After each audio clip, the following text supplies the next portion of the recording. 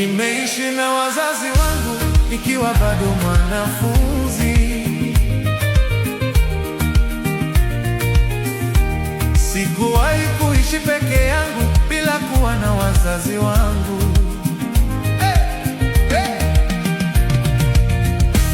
Baada ya kumaliza masomo nilipata kazi. Wazazi wangu walinihusia jinsi ya kuishi na walimwengu.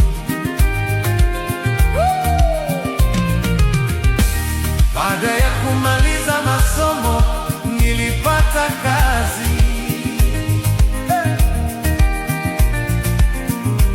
Wazazi wangu walinihusia jinsi ya kuishi na walimwengu. Nani anaweza kuimba na mimi hapa? Vipaji vipo.